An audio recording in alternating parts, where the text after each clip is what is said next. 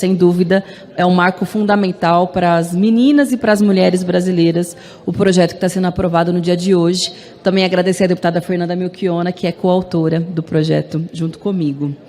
Bem, todos nós conhecemos uma mulher que só conseguiu perceber, se dar conta de que passou por algum tipo de violência, de abuso sexual, na sua infância ou na sua adolescência, depois que se tornou adulta.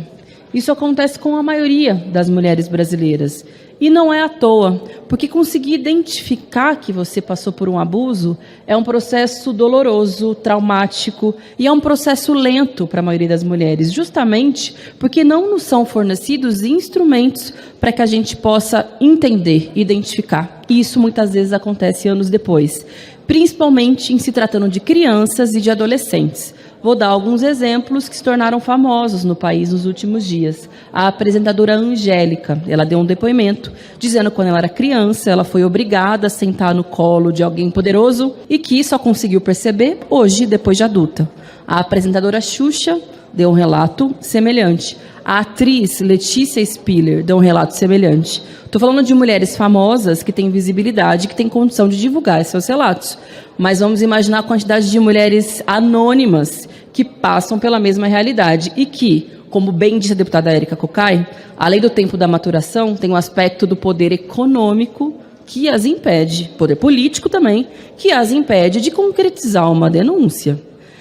E a gente criou esse projeto de lei justamente baseado num desses casos que são escandalosos, que tomou também o noticiário, que foi o caso do Samuel Klein, que foi dono já da Casas Bahia, um homem poderosíssimo, evidentemente, dono das maiores redes do Brasil, comerciais, e que hoje, depois de muitos anos, as vítimas tiveram condições e coragem de denunciar a violência pela qual elas passaram quando elas eram adolescentes.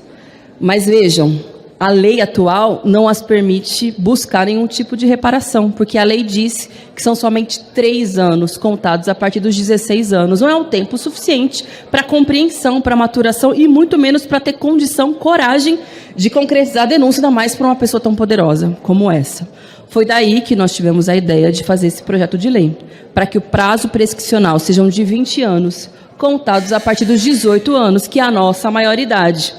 Não necessariamente, nesse prazo, todas as mulheres vão ter condição de entender, mas é um prazo mais razoável, significativo e que diz respeito à realidade das mulheres. Aqui eu falo das mulheres, mas é evidente que também se trata de homens, porque homens também são abusados, mas estou falando especificamente das mulheres, que é a maioria dos casos.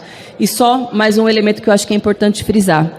Mais de 70% das vítimas de violência sexual no Brasil é de crianças e adolescentes. E muitos dos projetos de lei que a gente aprova aqui na Câmara e que são sancionados pelo presidente da República, em se tratando de violência, fala principalmente de mulheres adultas. São poucos os que a gente consegue voltar para essa temática da violência sexual para crianças e para adolescentes. E também foi esse o objetivo desse nosso projeto, é poder, claro que não se necessariamente cria a reparação já para as crianças e para as adolescentes, que, como eu disse, não têm ainda os instrumentos. Presidente, mas ao menos na vida adulta elas vão ter condições de buscar o mínimo de reparação e de justiça.